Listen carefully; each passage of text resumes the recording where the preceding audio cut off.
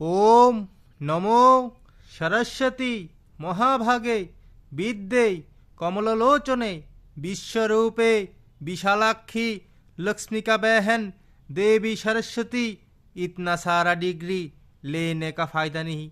देवी सरस्वती नमोस्तुते।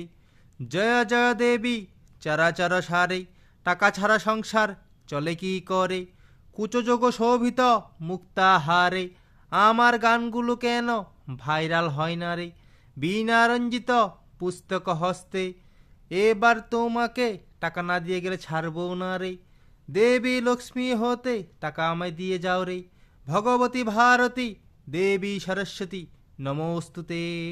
Thank you. এটাকে just একটু মনোরঞ্জনের জন্য বানালাম, কেউ খারাপভাবে বা খারাপ সেন্সে নেবেন না। অ্যাকচুয়ালি লক্ষ্মী এবং সরস্বতী দুই রকম, বিদ্যা এবং ধন দুটা আলাদা জিনিস।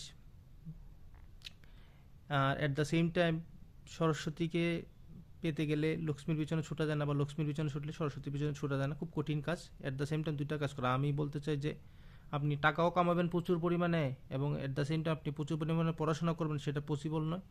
দুইটা কাজ একসাথে করা খুব কঠিন। অ্যাকচুয়ালি যারা টাকার পিছনে ছুটে তারা বিদ্যার পিছনে ছুটতে পারে না, যারা বিদ্যার পিছনে ছুটে তাদের অনেকটা সময় নষ্ট হয়।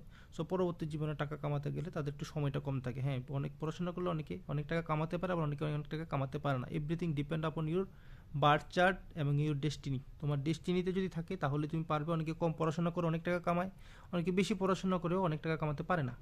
সো ডেস্টিনি হচ্ছে সবচেয়ে বড় কথা, তার উপরে কোনো কিছু নয়। সেই জন্য গীতাতে বলেছে কর্ম করো, ফলের আশা করো না।